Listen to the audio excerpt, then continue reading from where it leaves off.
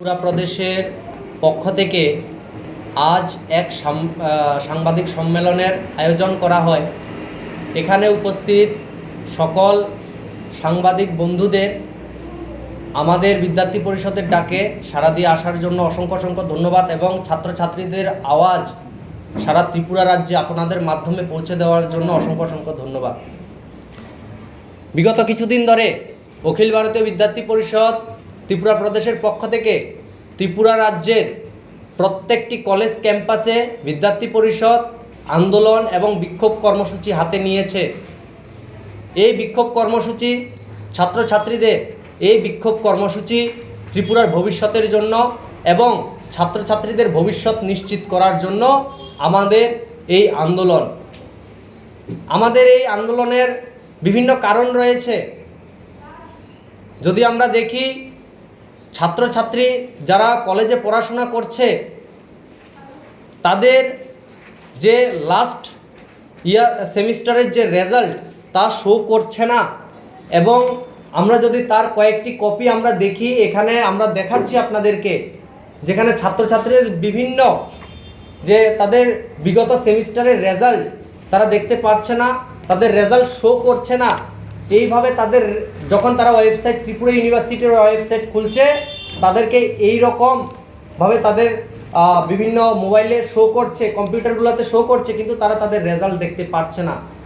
যার কারণে তারা বিগত সেমিস্টারের রেজাল্ট তারা যদি না দেখাতে পারে, তার যদি জমা না করতে পারে, তাহলে তারা পরবর্তী যে ফাইনাল সেমিস্টার এক্সাম আছে তা তারা দিতে পারবে না। তার জন্য মাত্র 2-3 দিন বাকি আছে। সেই জন্য বিদ্যার্থী পরিষদ আন্দোলন করছে যে এই সমস্যা যেন তাড়াতাড়ি সমাধান হয় এবং ছাত্রছাত্রীরা যেন তাদের ফাইনাল সেমিস্টার পরীক্ষা যেন দিতে পারে।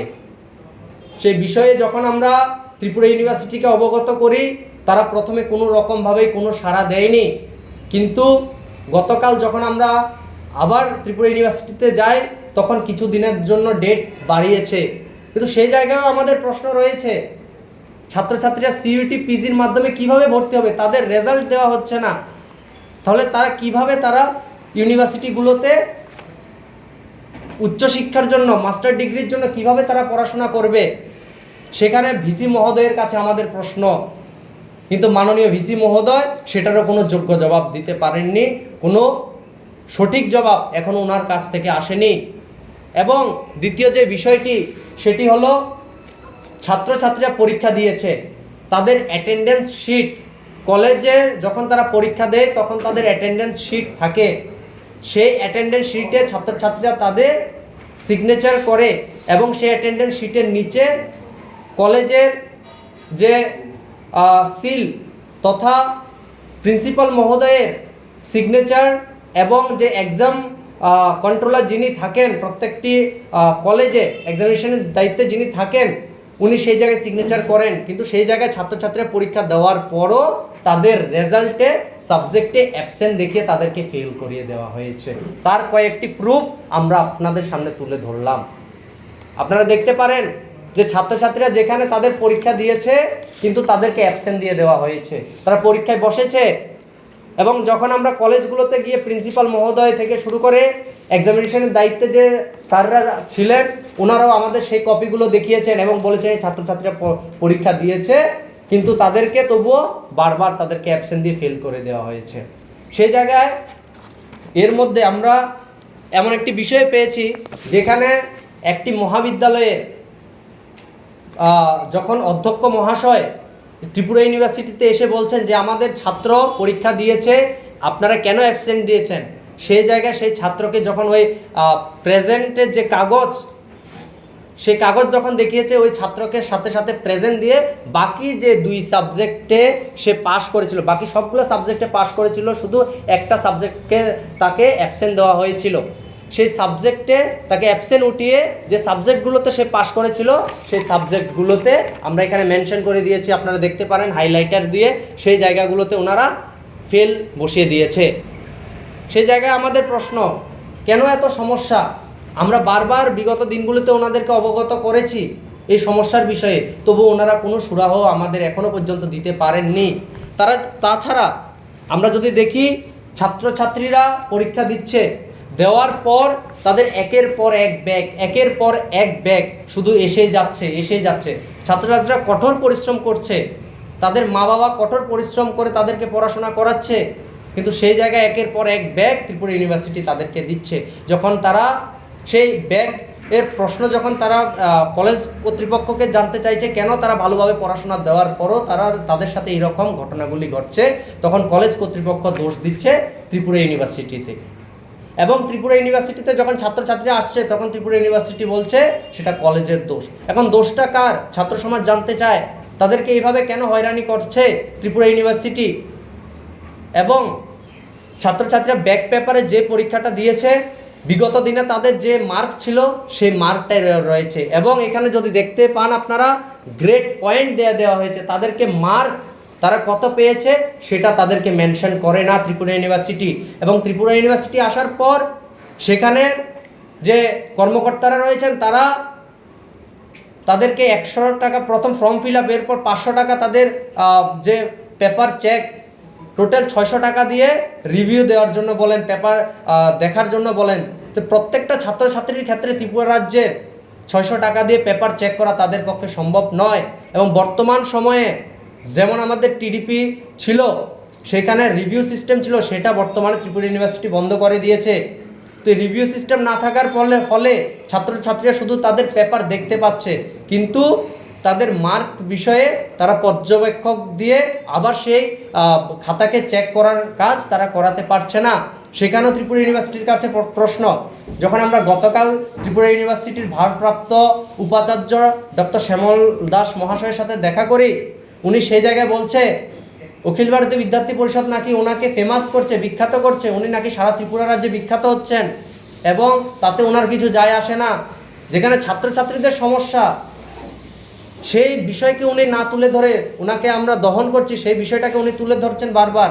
আমাদের যে আন্দোলন সেটা ব্যক্তিগত ডক্টর শ্যামল দাস মহাশয়ের উপর নয়, আমাদের যে আন্দোলন সেটা ত্রিপুরা ইউনিভার্সিটির ভারপ্রাপ্ত উপাচার্যেরকে আমরা বলছি। আমাদের আন্দোলন ত্রিপুরার ভারপ্রাপ্ত উপাচার্যকে আমরা প্রশ্ন করছি, আমরা কোনো ব্যক্তিগত কাউকে আমরা নিশানা করছি না।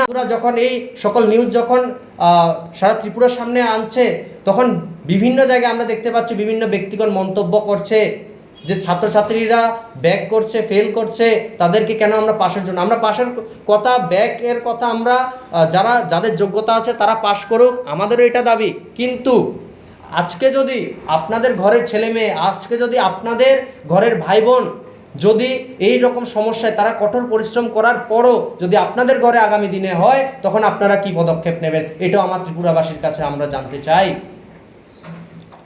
আমাদের ত্রিপুরাবাসীর প্রত্যেকটা মানুষের কাছে আমাদের প্রশ্ন যে ছাত্রছাত্রীরা মাধ্যমিকে, উচ্চ মাধ্যমিকে 70%, 80%, 90% মার্ক পেয়ে পাশ করেছে এবং উচ্চশিক্ষার জন্য তারা কলেজগুলোতে ভর্তি হয়েছে, কিন্তু সেই জায়গায় তাদেরকে বারবার ব্যাক দেওয়া হচ্ছে কী কারণে?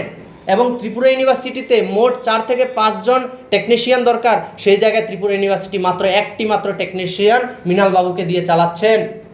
কেন সেটা? ত্রিপুরা ইউনিভার্সিটি কেন কোনো পদক্ষেপ নিচ্ছেন না?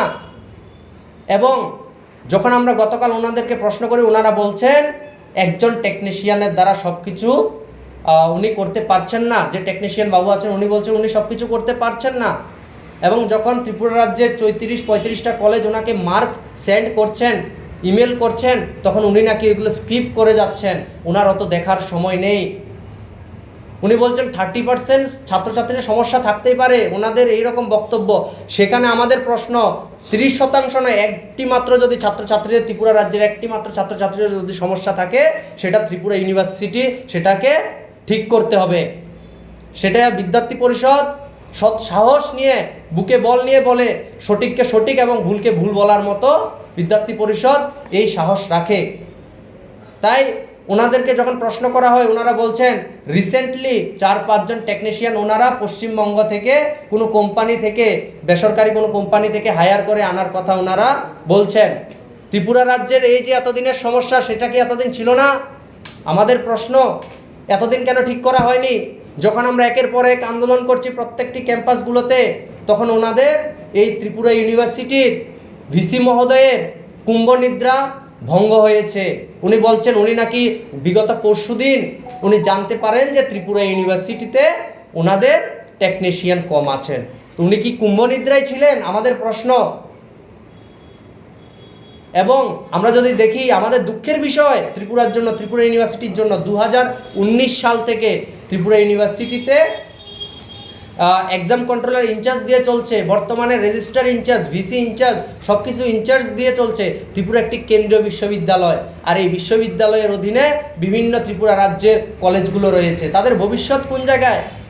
এবং ভিসি মহোদয় সেই বিষয়ে জবাব দিতে নারাজ, এবং তাই আমরা এই ত্রিপুরা রাজ্যের ভারপ্রাপ্ত যে উপাচার্য ওনার বিরুদ্ধে আমরা আন্দোলন করছি, ত্রিপুরা ইউনিভার্সিটির বিরুদ্ধে আন্দোলন করছি, যাতে আমাদের ছাত্রছাত্রীদের ভবিষ্যৎ নিশ্চিত করতে হবে। যদি ওনারা আমাদের ছাত্রছাত্রীদের সমস্যার সমাধান না করে তাহলে আমরা বৃহত্তর আন্দোলনে সামিল হতে বাধ্য হব। যার কারণে বর্তমানে আপনারা দেখুন যে ভিসি মহোদয় ভয়ে উনি রিসেন্ট তাড়াতাড়ি ত্রিপুরা ইউনিভার্সিটির ভ্যাকেশন দিয়ে দিয়েছেন, উনি ভয় পেয়ে গেছেন। তবে আমরা এটাও বলতে চাই, যেদিন ত্রিপুরা ইউনিভার্সিটি ভ্যাকেশন খুলবে ওই দিন সারা ত্রিপুরা রাজ্যের ছাত্রছাত্রী ত্রিপুরা ইউনিভার্সিটি ঘেরাও করবে, আপনার কাছে প্রশ্নের জবাব চাইবে, সেদিন আপনাকে জবাব দিতে হবে। এই ত্রিপুরা রাজ্যের ভবিষ্যৎ নষ্ট যে করবে তাকেই জবাব দিতে হবে। আমরা দরকার হলে ত্রিপুরা হায়ার এডুকেশন ডিপার্টমেন্টও আমরা ঘেরাও করব, কিন্তু ত্রিপুরা রাজ্যের ছাত্রছাত্রীদের ভবিষ্যৎ নষ্ট আমরা হতে দেব না। আমরা ভারতের শিক্ষামন্ত্রী তথা আমরা ত্রিপুরার গভর্নর থেকে সিএম থেকে সকলকে আমরা মেইল করেছি, আমাদের আন্দোলন কর্মসূচি আমরা পাঠিয়েছি। আমাদের এই সমস্যার সমাধান হতে হবে, না হলে আমরা গণতান্ত্রিক উপায়ে আমরা সকল ত্রিপুরা রাজ্যের ছাত্রছাত্রীরা আমরা ত্রিপুরার জন্য, ছাত্রছাত্রীর ভবিষ্যৎ নিশ্চিতের জন্য আমরা একসাথে এক বৃহত্তর আন্দোলনে সামিল হতে বাধ্য হব, এবং ত্রিপুরা রাজ্য সেই আন্দোলন দেখবে।